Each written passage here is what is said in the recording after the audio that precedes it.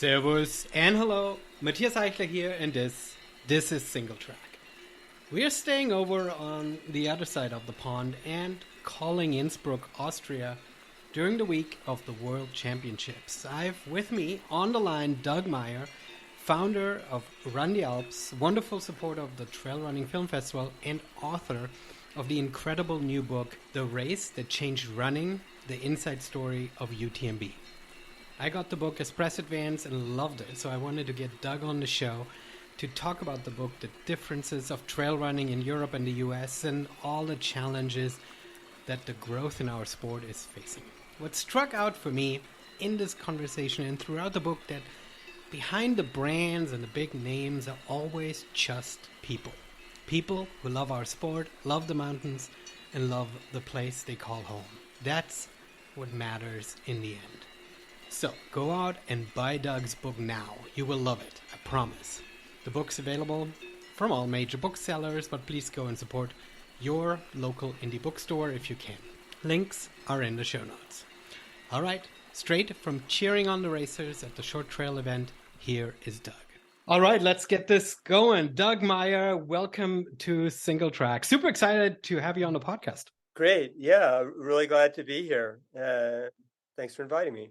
Absolutely. Doug, you are founder of Run the Alps, which if people haven't heard of it, have to check it out. It's such a unique company because so much of our world in trail running is around races and following races, and you do something decidedly different. I want to talk about in detail about Run the Alps later on the show, but give us a quick elevator pitch. What's Run the Alps? Yeah, the quick elevator pitch is we do trail running vacations around the Alps, from Dolomites to Switzerland, Chamonix, France, where I'm based, and elsewhere. And it grows out of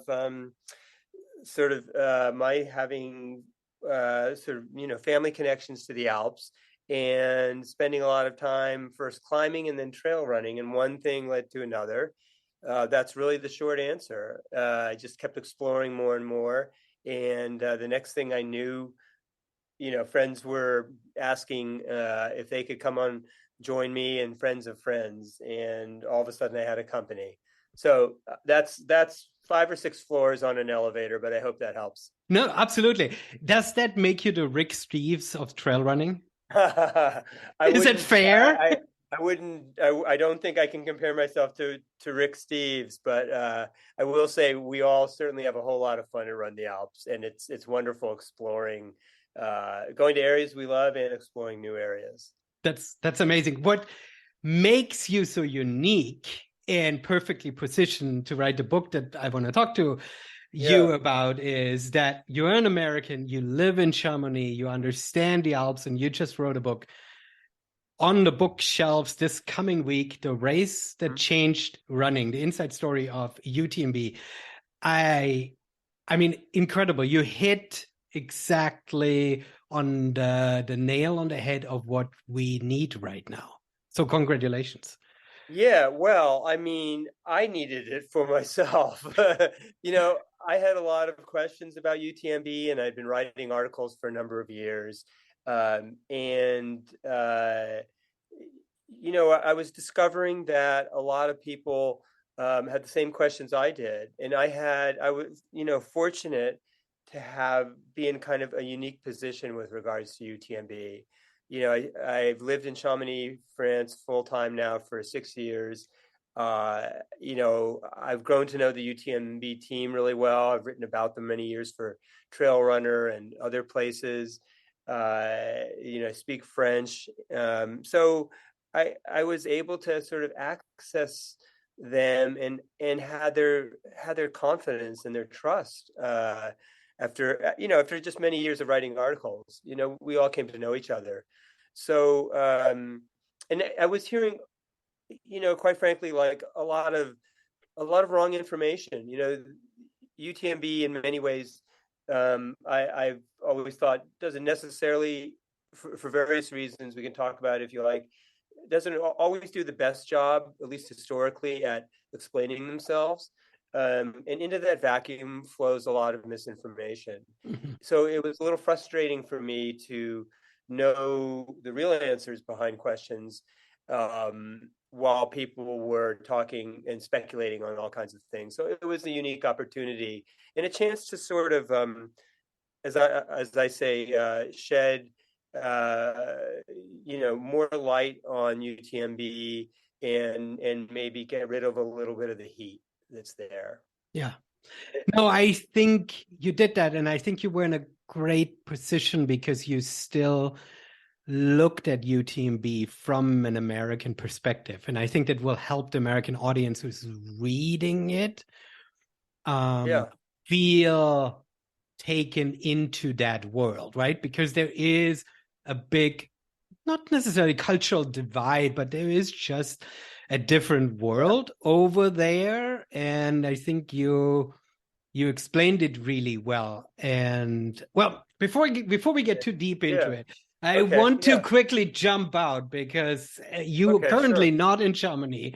You are I'm in not. you're in Innsbruck. You are Yeah, at whatever a crazy acronym, World Championship yeah, for Mountain and Trail Running. I don't know. They need to come up with a better name for exactly. this event. World Mountain and Trail Running Championships, and it's a slightly convoluted acronym because they're multiple organizations coming together now since Thailand for a global trail running championships. And yeah, I'm here doing, in one of the hats I wear is the freelance writer for a number of U.S. places on trail running. So I'm writing a piece actually for Ultra Sign Up, and it's a wonderful experience. This event is really gathering some steam, and it's a really nice coming together of trail runners from all around the world. There's a good vibe and a good energy here and some momentum. So I think this is the plan is for it to be every 2 years. It's all supervised by World Athletics. It's really it's happening and it's in its infancy. So Mhm. it's a wonderful moment to be here. Well, the piece that I'm very jealous of is that the Trail Running Film Festival will be showing in Neustift, Dubai on the 9th, tomorrow, as we record this, Okay. at the Uh-huh. finish line. And when they approached me saying that they wanted to host this, I was very much like having the finger on the uh, buying tickets button, hovering, trying to see if I could go over. And I decided not to. And now I obviously feel very jealous. But Yeah. let's pick up on this. You speak about in the UTMB book that UTMB is trying very hard to stay at the pinnacle of trail running. And Yeah. with an event like Innsbruck, which, I mean, there's probably sort of a little bit of a Western bias, how much Innsbruck has pulled this event more forward into our view compared to Hmm. Thailand was last year, Yeah. which was also COVID delayed and stuff like that, right? I mean, Yeah. Innsbruck is sort of the first time that they are really putting this event on. What's the feeling? Do Yeah. you feel like it compares to UTMB? It's a good balance, like Yeah. compared on all That's levels.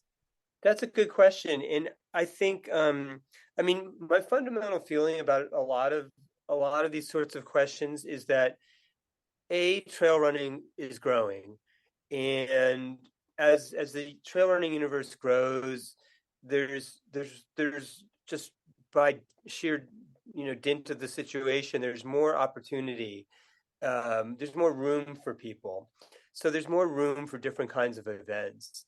And look, I think this is a natural um, step towards the maturation of trail running when you have federations coming together under World Athletics for a nonprofit based country team based event, which is very different from a UTMB or a Golden Trail Series, and certainly different for other reasons from skyrunning. So I think there's room for all of it. I don't necessarily see that there's a conflict there. I mean, look, it gets trickier every year, I think, for the elite athletes because there's a lot to choose from these days. Hmm. 10 years ago, there was no Golden Trail Series. UTMB was a much smaller deal. There was no international series like that. I mean, 10 years ago, there wasn't even an Ultra Trail World Tour. Um, the universe is expanding, and into that space, lots of things are available to us now. For the elite runners, it just becomes a question of sort of, which area do you want to play in? And there's the good thing is there are plenty of amazing trail runners out there. So, some choose to try to do both or multiple. Some just sort of, throw all their eggs into one basket. But there's a lot of crossover too. At this event, we're seeing a lot of people who are going to be racing UTMB races, um, and and Golden Trail Series, and other races as well. So a lot of there's a lot of cross pollination, Hmm. and yeah. Speak about the atmosphere a little bit. I think sometimes, and perhaps you can even correct me on that, but sometimes people are saying trail running is crazy in Europe when it comes to the spectator side. But I think it's Yeah, not quite Europe, right? I mean, I think outside of Chamonix, the yeah, spectator side, the standing on the side of the trail at 3 a.m, tapers yeah, off fairly quickly. It is sort of a unique thing that yeah. not every major race in Europe has. How is it for Innsbruck? Right. Well, there's a different kind of energy here, I'd say. It's a casual, fun, scene. I mean, look, these races are not going overnight, right? So you Mm. don't even have that kind of situation developing. But it's a coming together here. You know what? I've talked to some top runners here taking part who I've known for years, and we actually compare it to um, the. There was a time 10 years ago where the race that had this vibe was Sierre-Zinal in Switzerland. A really classic race with a wonderful old race director who, has since retired. He's in his 80s, Jean-Claude Pont. And I was thinking today that 10 years ago, the U.S. runner Ricky Gates told me at Sierre-Zinal, he said, uh, there's nothing else going on this weekend in Europe for trail running. There's only Sierre-Zinal. And what he meant was, this is the place to be, because it's like a homecoming, a gathering of trail runners. And Sierre-Zinal was special for all kinds of reasons in that era. But this has a lot of that vibe where the race organization is putting people up. There's time enough for people to visit. Unlike a UTMB, it's not it doesn't have 40 or 50,000 spectators. So there's just a different energy, and you can hang out and visit and walk up to and talk to top athletes in a way that is very difficult to do at UTMB. And it's just different. I love it all. Yeah, yeah. Just different. Yeah. What is also very different is that one thing that made our sport so great and UTMB so unique is that UTMB still allows amateur runners to sign up in total same line that Killian and Courtney does, right? Where Yeah. at the World And they, Championship, you get pros or selected people from their federations to run, right? I mean, right. I know that in Innsbruck, they've had some public races and the same race Yeah. organization that organizes the racing events had a public trail race the week prior, right? Yeah. So that still exists, but it is sort of, well, two different start lines, if you will, right? Yeah. It's interesting.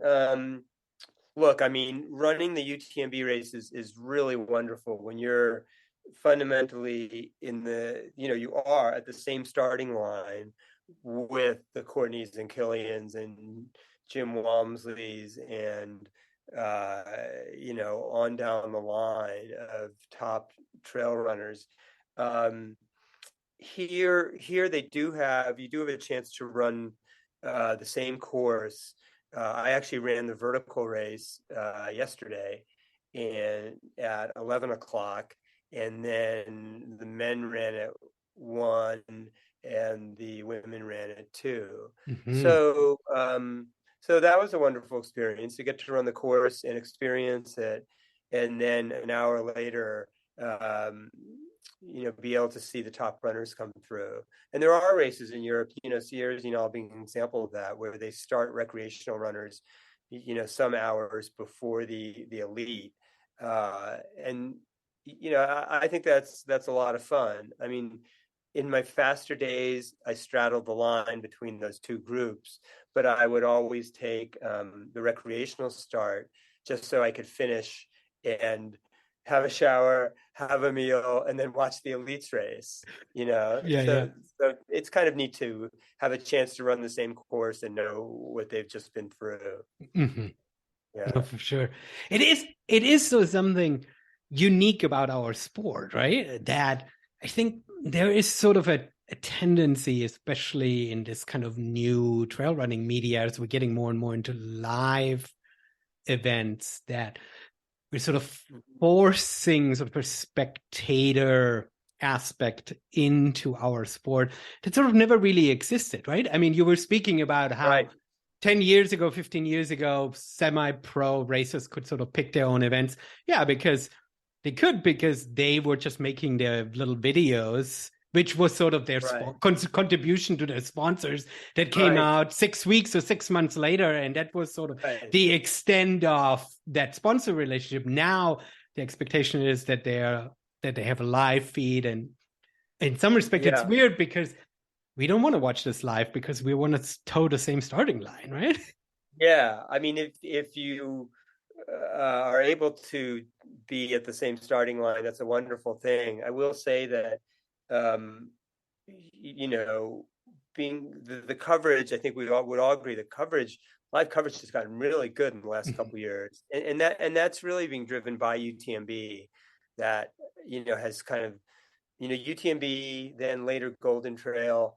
Um, and we're seeing trail racing coverage, I think, going from sort of a very sort of you know uh, Morse code level of, like, a little video here and a video there, to really professional coverage and commentary, which is another, I mean, one of the things I talk about in the book, in the Race to Change Running, is how, like, the huge numbers of people that watch UTMB coverage.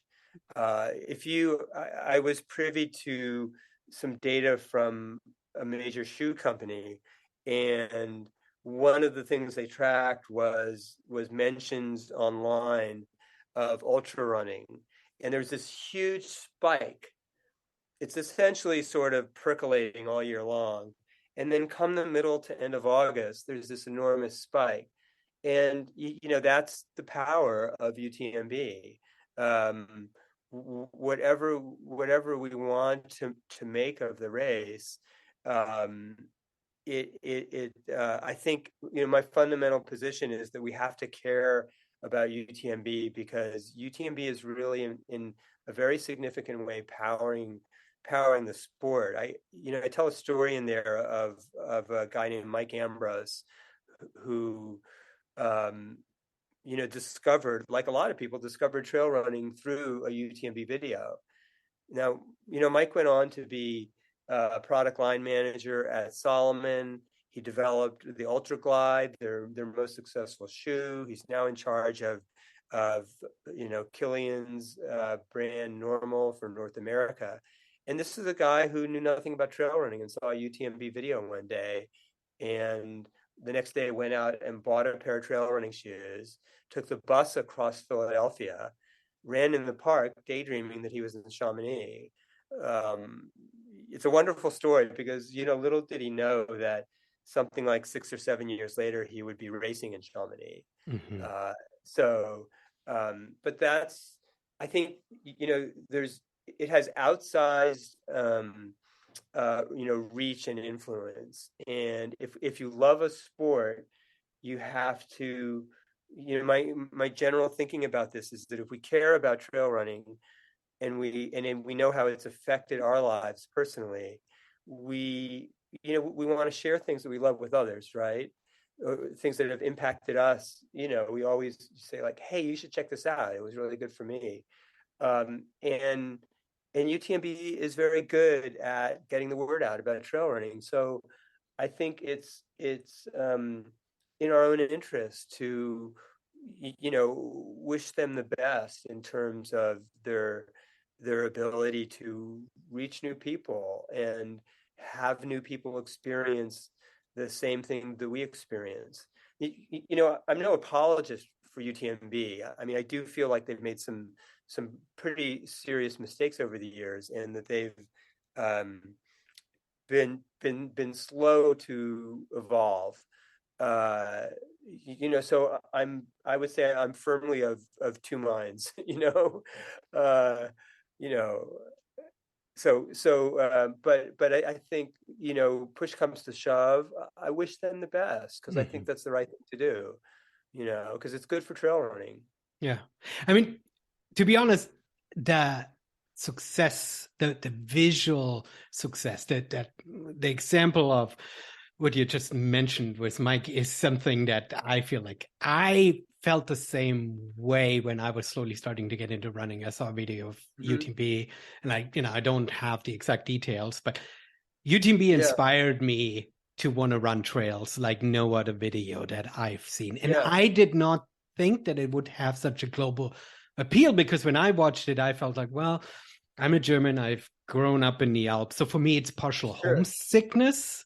Like I watch these videos and the start and finish line, and I mean, Chamonix is not quaint, but at least, right, nestled right in the mountains, and the European chalets, and then these rugged glacier covered mountains. For me, that felt like something that I wanted to bring back into my life. And I speak to a lot of German trail runners, and they themselves, for them, their highest goal, their dream race is Western States. For them, the European races, they don't even see, I think, UTMB as such a unique event. They see it as just another one of those races in the Alps. But for them, their unique North Star, if you will, of races that they are fighting to get into is Western States. And it's kind of funny, because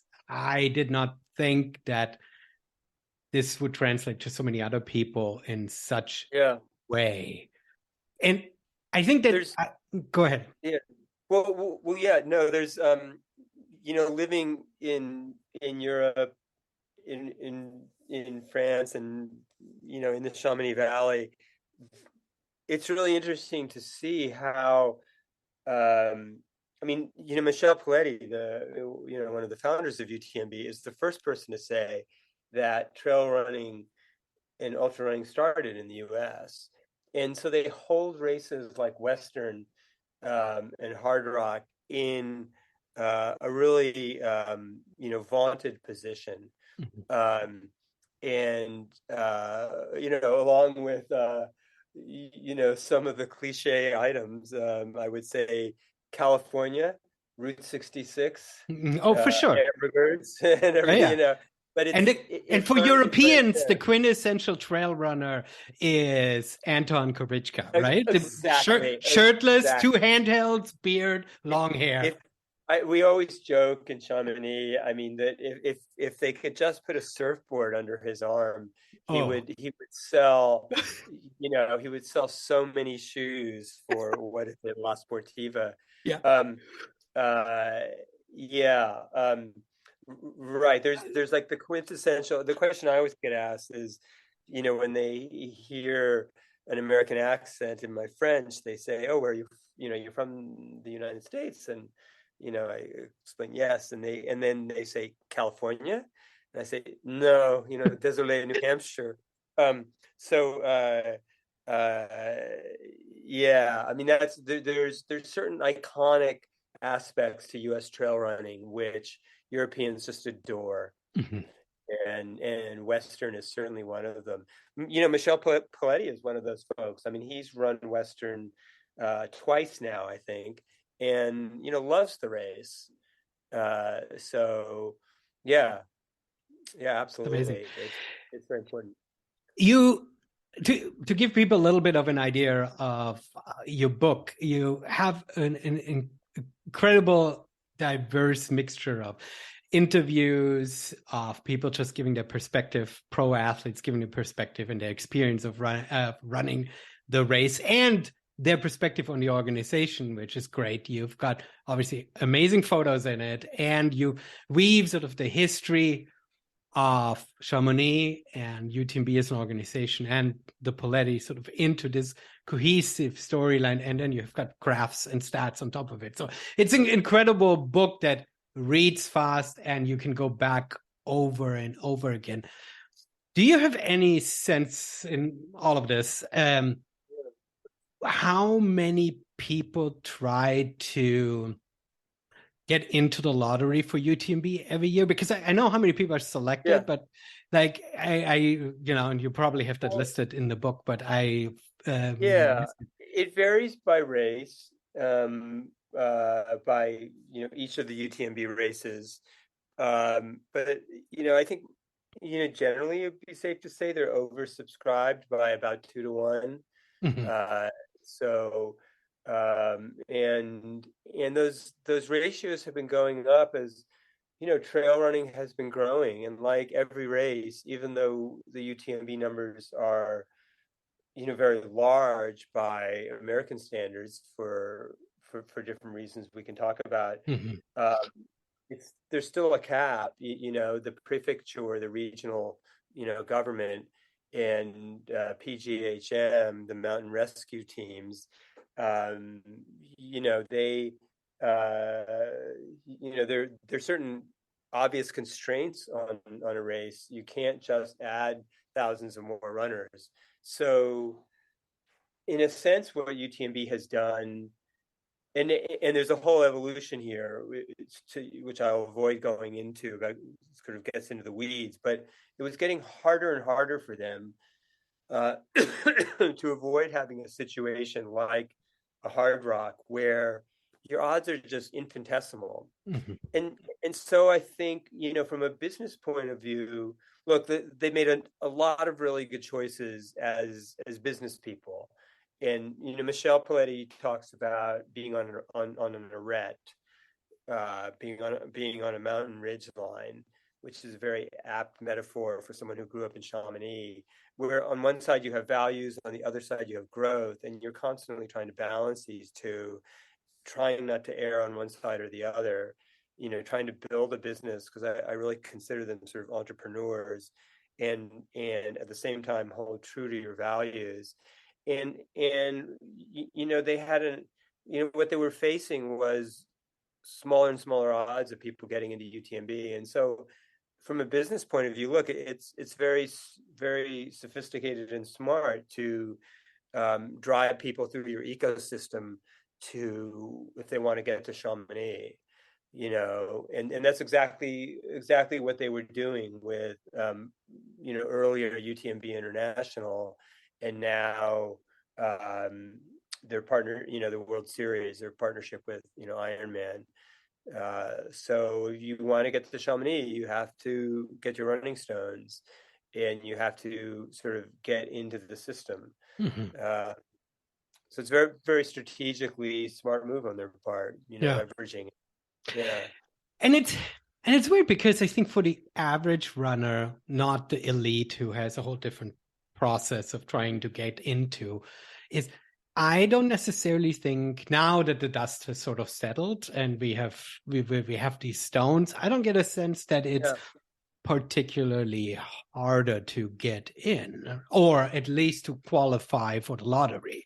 Like Right. previously, you had to get these points for your different races. And I remember Right. when I was first trying to figure out my road to UTMB, I had a Yeah. whole spreadsheet, and like every 6 months I had to go back and see, okay, what How race, many points do I have? how many, Yeah, we well, all not did just that how, calculation. yeah, Yeah. how Okay. many points, but also what races upping their, subscription to ITRA Right. or whatever, right? In order for it still being a qualifier. And so Right. I don't necessarily feel like it's gotten a lot more complicated, right? So Yeah. while from a business point of view, there's a piece where obviously them funneling through these stone races, they're making money off these races. But from a customer service point of view, Yeah. enabling people from all over the world to Yeah. find a path to UTMB, I think it's kind of nice. It works for me. Yeah. It works. It's clearer now. And one before this system, I remember writing a piece maybe 5 years ago where what they were facing, and Michel Paletti was the creator, really, of ITRA, the International Trail Running Association, and what they were facing was a situation where they were having to increase the points to make it harder to get into UTMB, and ITRA has always been very focused on one of their components is runner health, and what they were headed towards was a system where you were going to have to do more and more races to get into UTMB. So that was a fear of theirs, that they Mm-hmm. were going to, they were essentially going to back in by accident to a situation where runners were going to be getting injured trying to qualify for UTMB. Mm-hmm. So there were various flaws that were, or I wouldn't say flaws, but the system was, um, bursting under its own success. The seams were sort of bursting under the number of people who wanted to, be at the start of, one of the UTMB races come the end of August every year. Yeah. Yeah. I mean, it's crazy to think that there are more Americans going to Chamonix run one of the races every August than Americans running, or everyone who's running for Western states, right? I mean, the numbers are Yeah, just insane, right? it's a unique situation we have, and I again I sort of find pros and cons to each. In Europe, you have this very different land management history that allows a race with, well, take the extreme case, Sierre Zinal with 5,000 runners. Mm-hmm. Um, and in the U.S., we have this wonderful, in the Forest Service, the land of multiple uses. We have wilderness areas where in the 1964 Wilderness Act, where wilderness really comes first, and man is a visitor, and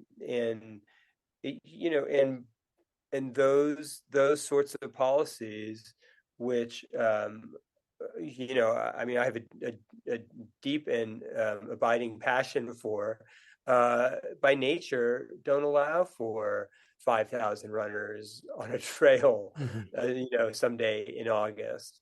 So, I think the U.S. has responded in interesting ways. You have things like the Cirque series at ski areas, a more developed experience where they can have larger numbers. You have FKTs, Mm-hmm. conceived by, two U.S. runners, Peter Backlund and Buzz Burrell, and people allowing people to go off and do their own thing.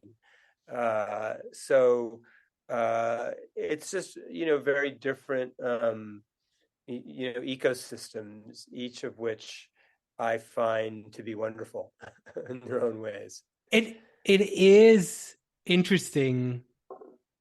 I mean, this brand new race that UTMB put on in the Alsace region pulled like almost 5,000 runners on the first the first go, right? I mean, this Yeah, is it's crazy. completely inconceivable, and it is not just a land permit issue, right? It's also a density Yeah, issue, right? I mean, I yeah, think even if you would get get a course like this, at a race like this, I don't think people would be there aren't enough people living close by to bring that many people together here in the US. But the permitting thing is also another interesting thing, and we're heading a little bit into this Ironman conversation, is probably a protector and reason why Ironman hasn't put on their own brand new race here in the US. Yeah, I mean, I think also, look, Ironman was very interested for a number of years in acquiring UTMB, as were other companies. And, my understanding from interviews is that, they saw it as an opportunity to, jumpstart their access to a world-class trail running event. Um, and UTMB, the backstory there is,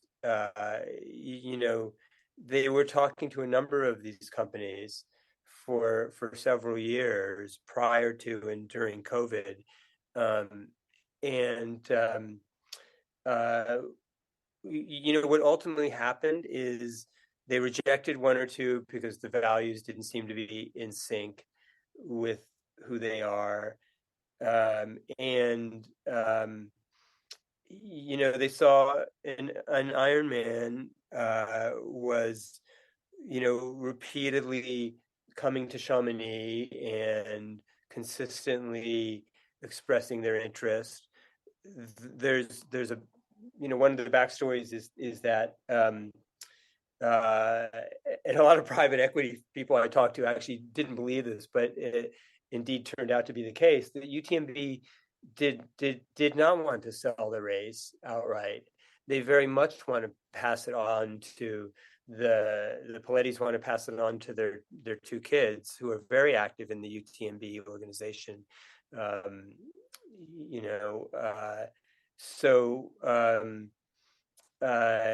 They wanted to retain control, and they held firm to that. And and now the next generation in Isabel and David Paletti are, it's in many ways it's a family business. It's just a big family business. And it also gives them a chance to have significant say in the values of the organization. What finally caused the partnership was that, they were getting close anyway. And by the way, Ironman didn't acquire,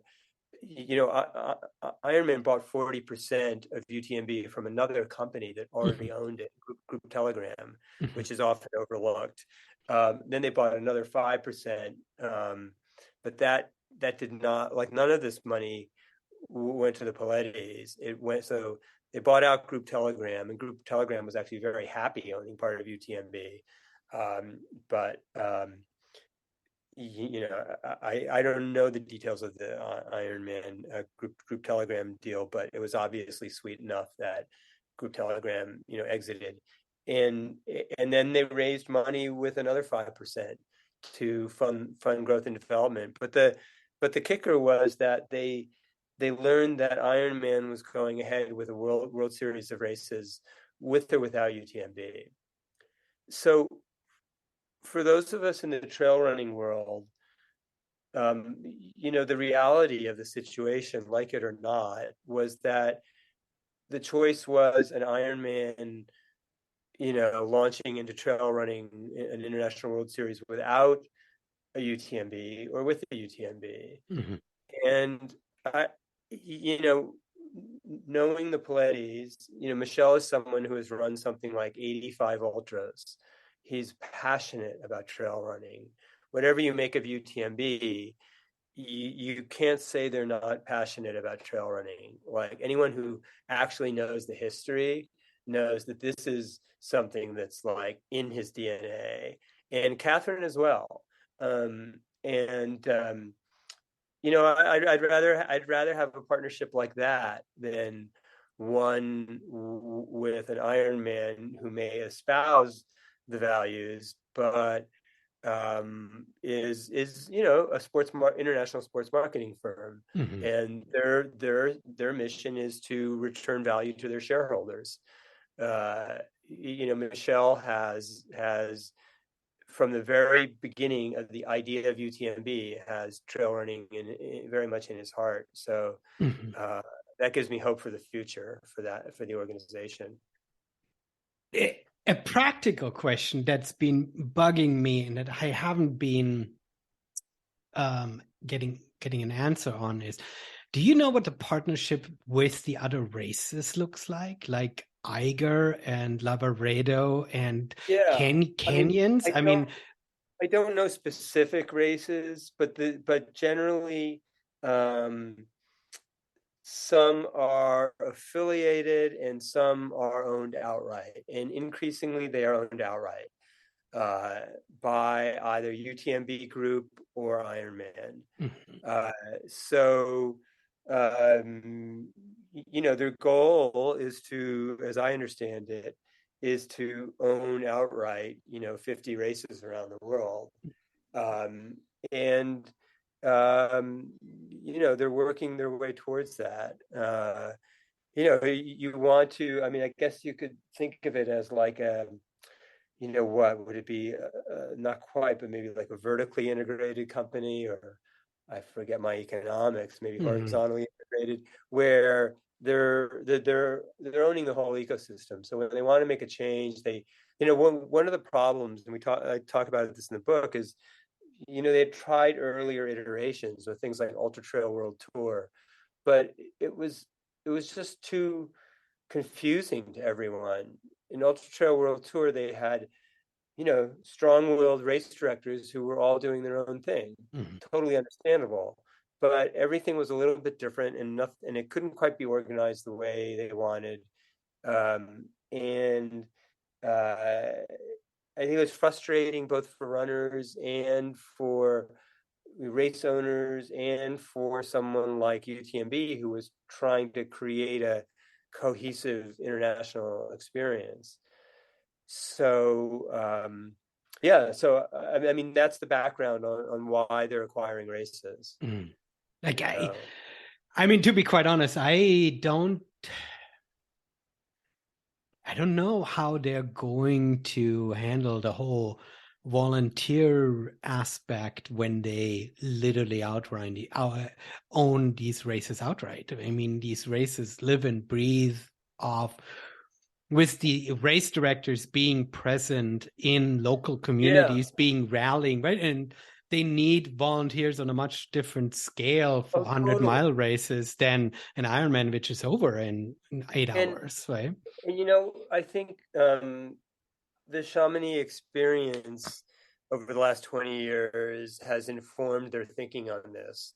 Look, UTMB is powered by something like 2,500 volunteers. They have a full-time person, Benoit Roux, a wonderful guy who works year-round, you know, organizing the volunteers essentially. And as a Chamonix local, I've seen some of that tension. There are people in town who say, "Well, why should I volunteer for a for-profit company? This is, when I'm just going to get a vest, right?" Mhm. Um, and the Pilates to that, I think, say, you're a volunteer. You don't have to volunteer. Nobody has to volunteer. So, they're tasked with making sure that the experience for a volunteer is meaningful, right? Mhm. And they do get those volunteers every year, and they actually do a wonderful job, I think, with the volunteers. And one of the real points, like, if you talk to Michelle about Western states, he will tell you their volunteer to runner ratio, which is ridiculous. They have, Mhm. like, certain number of several volunteers for every runner, and he really admires that. And one of the things he thinks about, and we've had some long discussions about this, is is how do you grow UTMB, develop UTMB, and still hold on to that sort of local DNA. Hmm. Um, and look, I think they've failed at different times. You know, there's a slow, slow, steady undercurrent of dislike of UTMB in town, as there might be anywhere where a huge event sort of takes over town for more than a week, really a couple of weeks. Yeah. It's wonderful if you're a shop owner, um, but but in terms of the volunteers, there are still over 2,500 or so volunteers who show up every year to be part of the experience. But and there's a small minority of people who are like, no thanks. Yeah. It's while there is a nonprofit arm to UTMB, that's sort of submerged in the larger picture, and it's very easy to feel, and I totally understand this, very easy to feel like, why should I volunteer for this when Mhm. there's a staff of 50 getting paid. Yeah. um you know, so uh yeah.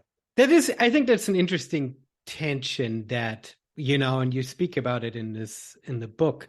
Their sort of communication struggles in not being up front or ahead of the news cycle in many ways, right? It's like, Yeah. we have now 6 races in the US, and, Yeah. leave Western states aside, these races become by UTMB race, but there's no, and for a basic participant, it's no big deal, okay, cool, I get my stones here now, it's fine, right? I ran canyons Right. and I just signed up for Kodiak in order to get my stones.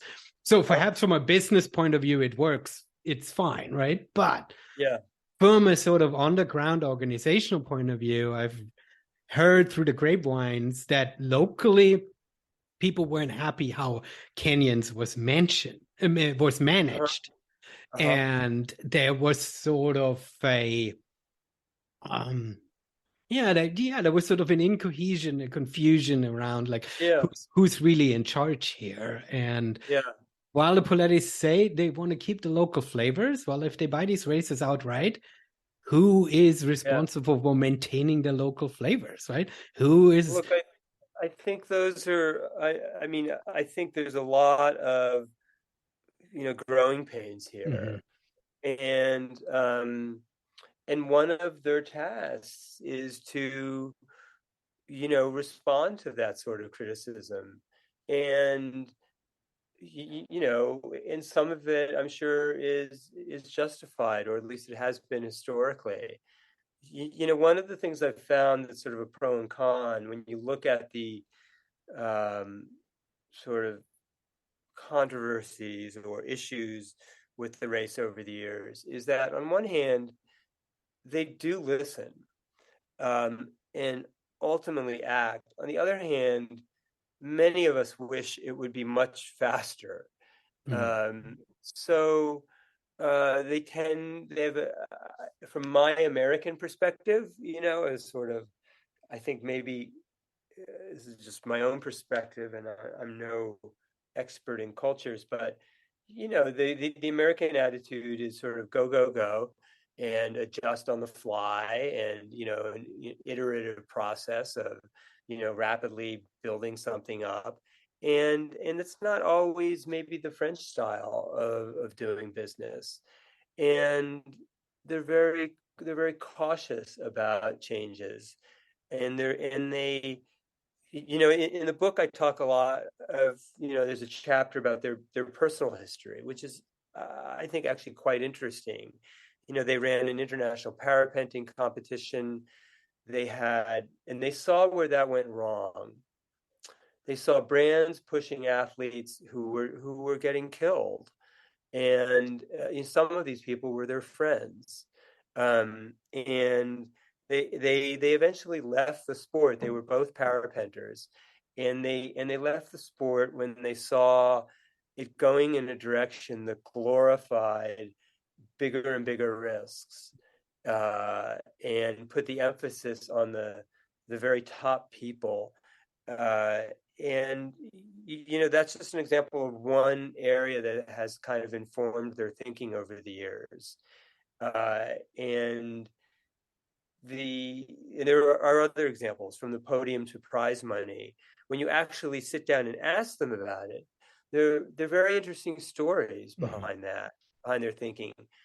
But however, when times change, there's sometimes, in my American viewpoint, a little slow to react, and that leaves people often very frustrated. Yeah.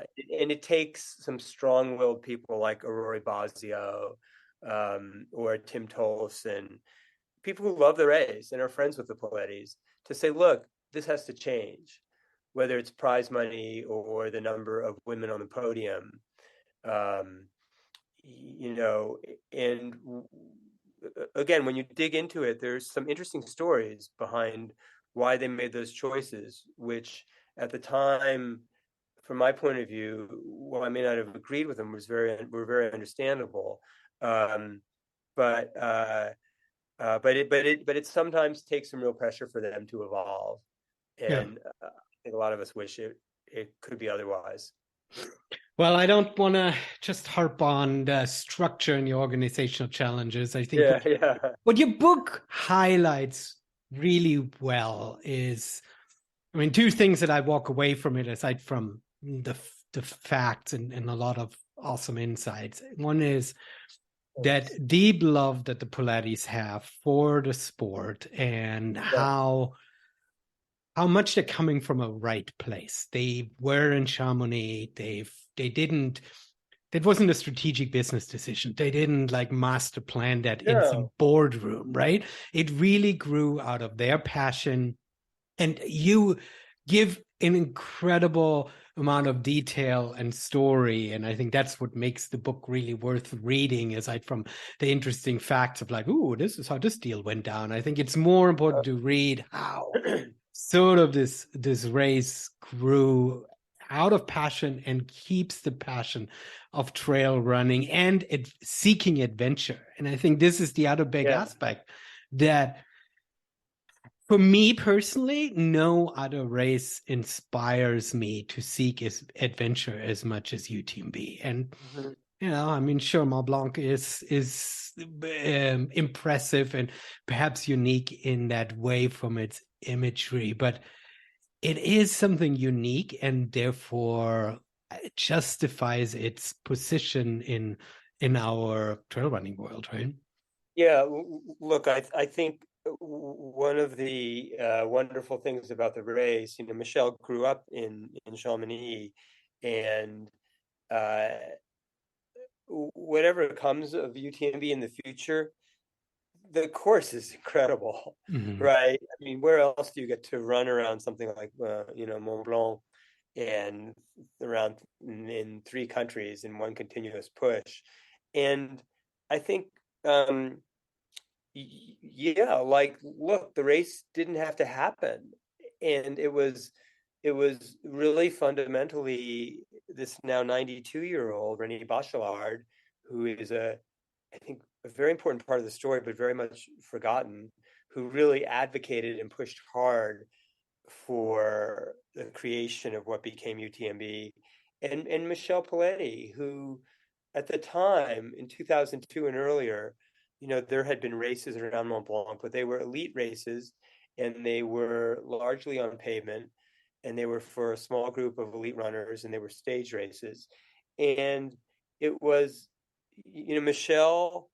Michel's saying in those early meetings was, we need less pavement and more dirt. And he struck out into the mountains to find trails that would work. I mean, it seems inconceivable to us. We have the UTMB course ingrained in our minds as, whatever, Courmayeur up to Bonatti Refuge and up to Bertoni and over to Bonatti and, over to Grand Col Ferret. But, some of these trails 20 plus years ago didn't even exist. And Michelle, literally went exploring to try to figure out how they could get the trail how they could get this new race off of the roads that they historically have been using and turn it into a trail race. Um, it's a wonderful organic story, which is very easy to lose track of amid the tremendous hype and feeling of inevitability when the end of August rolls around. It's as if UTMB had been around for 100 years, right? Yeah. But really, it didn't have to be, and it was in large part the wonderful work of a band of volunteers in 2002 who volunteered their time to create a race, and it grew wildly beyond their dreams. Yeah. They thought they would have a few hundred runners in the first edition in 2003, and they had almost 800, Mm-hmm. which just shocked them.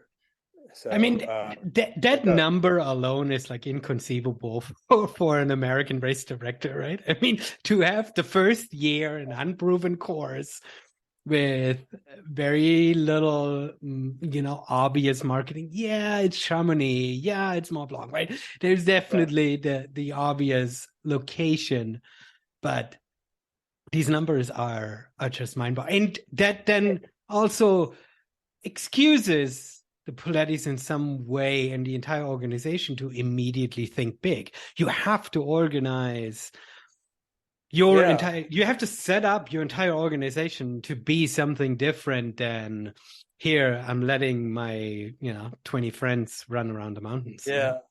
Yeah, and I think it's look, I mean, the races that came before were stumbling, and part of that was a lack of organization, a lack of marketing, and a lack of seeing what was on the horizon, which was trail running. And Michel had discovered trail running as an adjunct to what was then his passion, which was Nordic ski racing. It was his summer training, but he saw what was coming, and I think they have. I always joke with them that they're sort of Chamonix American entrepreneurs. Like they successfully saw the future, or saw it well enough, and they were passionate about it. Look, Michel loved to trail run, so they had that, and they had a very, in Catherine in particular, who took this on as her job that first year, as like the one employee. They had very good organization. There was an early website in, I think, 4 languages. There was, by our standards of today, very primitive, but by standards of 2002, very successful marketing effort. Mm-hmm. And so you have to give them some credit in that regard too. And they came with the history of organizing, an international event, from that international parapent, event that they had organized for a few years. So they were the right people with the right, passion at the right place at the right time. Yeah, with the right story, right? It's UTMB has always been sold as a personal adventure. And I think that because clearly for 95% of the people who sign up, they're not competing with other runners. They're competing for themselves in trying to see what they're capable of doing, wanting to have this insane adventure in a beautiful place, right? Yeah, and I think one thing, I'm glad you brought that up. I mean, I think one thing that is often missed in discussions about UTMB, it's easy for us to focus on the dramatic and wonderful finish line stories of Rory Bosio or Courtney or Francois and Killian, or Killian and Matthew Blanchard.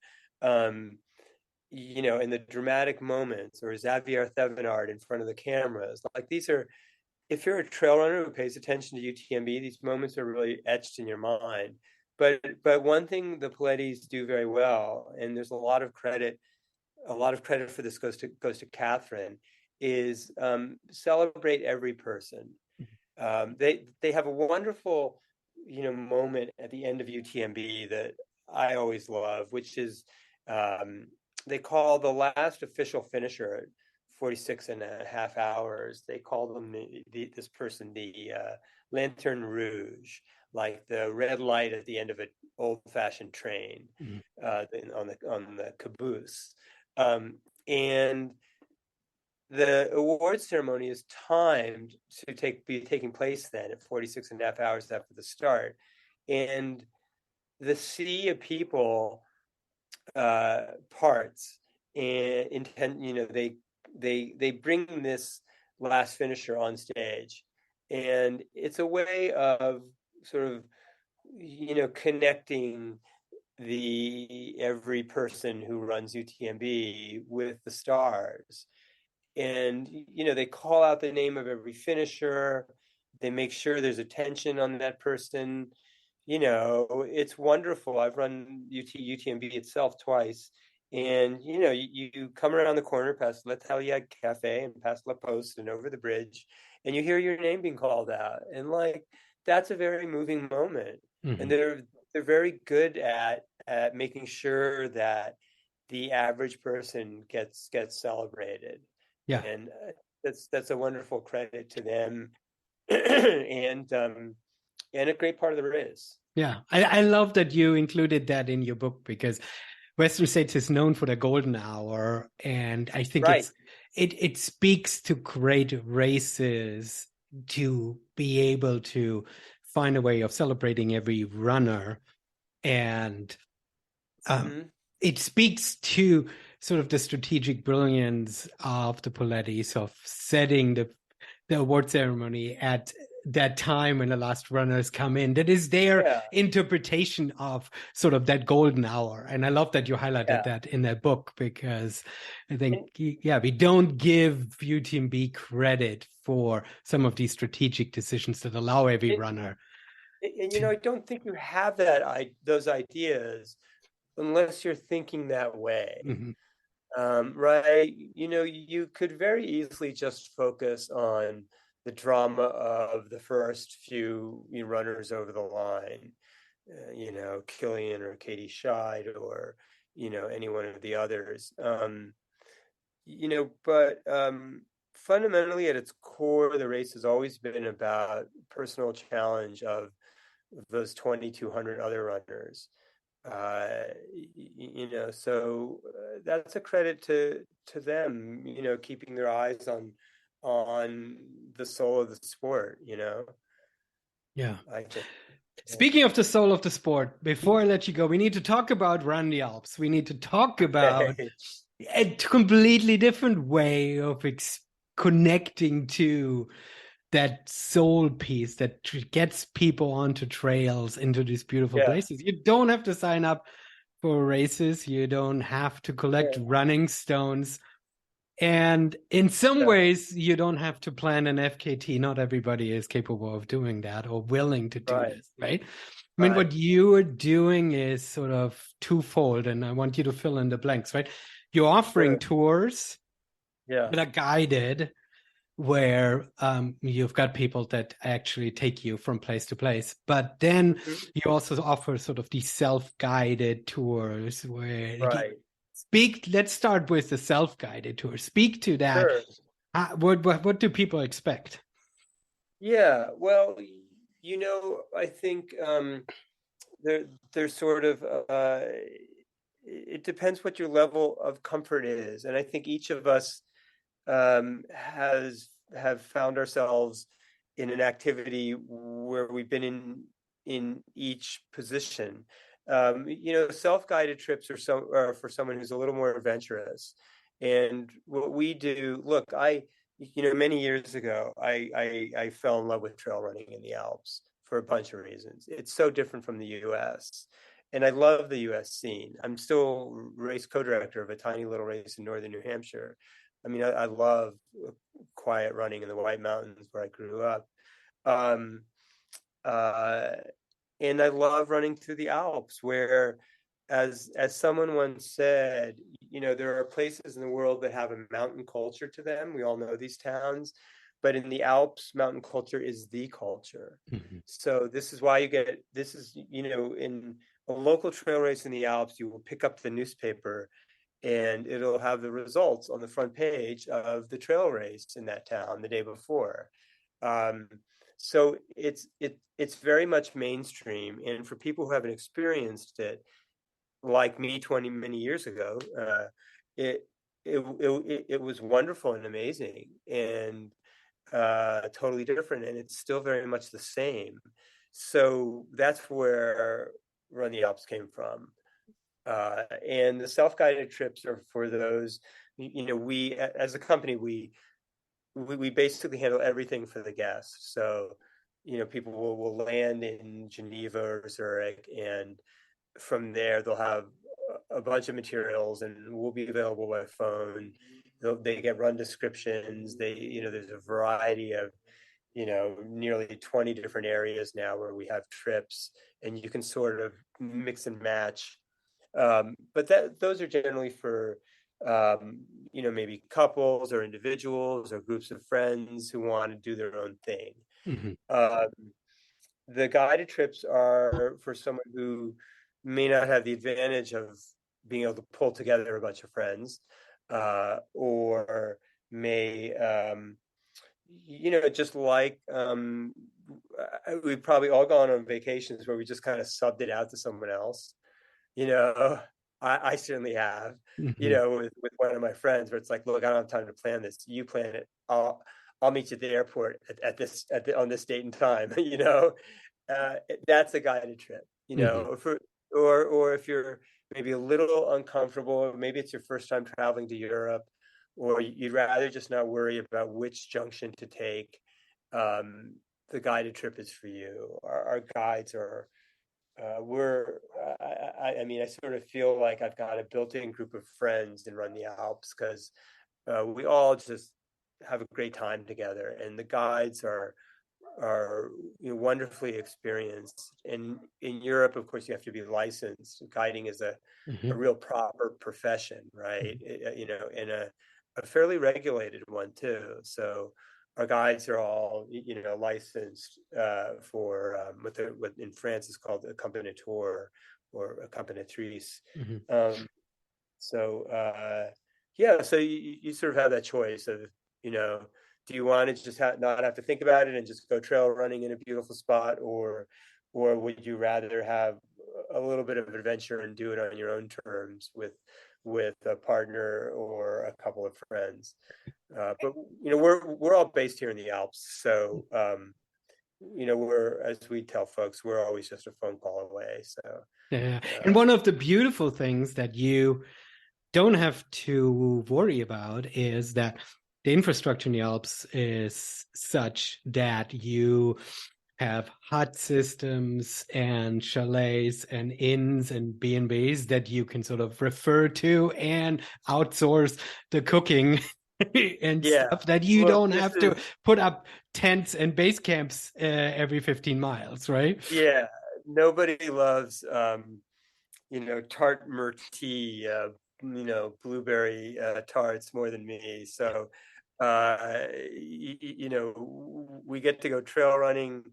You might like push hard uphill for an hour, hour and a half, get to a beautiful location, and go around a corner, and there's a hut, and you can sit there and have a cafe au lait and some incredible treat. I mean, that's really what makes it fun. And the culture has been so embedded in those mountains for so many years that there is this unique infrastructure system. Mhm. So you can run up high somewhere to a tiny little village, and if you're tired, there might be a Swiss post bus coming in 15 minutes down to wherever it is you're going, La Folie or Champay or somewhere in the Berner Oberland or elsewhere. Um, so that makes the trail running really nice. You can kind of mix and match and say, you know what, I'm going to take it easy today. I'm going to run to this point, and it says here in the materials I can jump on a bus or take a train down to where we're spending the night. I wish for everyone to be able to experience this at some point. As someone who grew up with that kind of outdoor experience, I understand, appreciate the ruggedness of the West Coast of I want to run by myself and then, I don't know, share a pack of ramen in the backcountry with a bear. Yeah. It's fine. But the beauty of feeling alone in the mountains for a stretch and then come around the corner and there's a hut and you can get something, and it's not a corporate run chain operation, right? I mean, you're supporting the local farmers, you're supporting people who live in the valley, you can eat their cheese that they're making 300 feet next to the hut. It is such an incredible experience that I think, it's absolutely beautiful that this exists. And I've been studying from afar how these valleys sort of preserve, and there's a tug and pull, right? How many gondolas do we need? How many ski resorts do we need to go, right? There's a commercial aspects, but that commercialization is still driven by the valley mayors and locals that live there, right? There is no giant corporation that can buy themselves a mountain, and that keeps it in some way manageable. It's a very different approach to land management and a different philosophy over there. You're reminding me that I was just up on the side of Mont Blanc, a combination of trail running and mountaineering, and we stayed at Refuge Grand Moulet, which is maybe 2/3 the way up Mont Blanc, and inside was a couple and their 2 young daughters, and they're for the 3 months that the hut is open, they are, and have been for a number of years, the caretakers. It's not a seasonal staff that rotates in and rotates out. It's really part of the DNA of the landscape. I mean, I know, some of the huts, I mean, you go to, Cabane sous Anf above Chambéry, Switzerland, and you'll meet, Fabienne, who has been the guardian there for over 20 years. That's her job during the summer season. And so it's really a wonderful experience. It feels less like a business and more like a true spirit of mountain hospitality. So it's wonderful sharing that with people. I really love it. That's amazing. So for people who want to run UTMB, they have to first read The Race That Changed Running, the inside story of UTMB by Doug Meyer, now available everywhere. Go to your local bookstore, don't buy it from Amazon. And if you don't want to collect running stones, then you go to runthealps.com and find some awesome places to get inspired to run, and contact Doug and say, hey, take me around the Alps, please. We're here. We have a lot of fun. If you think it's for you, we would love to have you along. We have a great crew and we have a wonderful time. So if you think it's for you, it's wonderful to have people join us. Thank you. Fantastic, Doug. Thank you so much for coming on Singletrack, and hopefully we'll see each other. I have to get back over there. It's been too long. Well, let me know when you're over. We can share a cafe au lait at the Gallery Cafe or L'Atelier, or maybe somewhere up in the mountains. That would be really nice.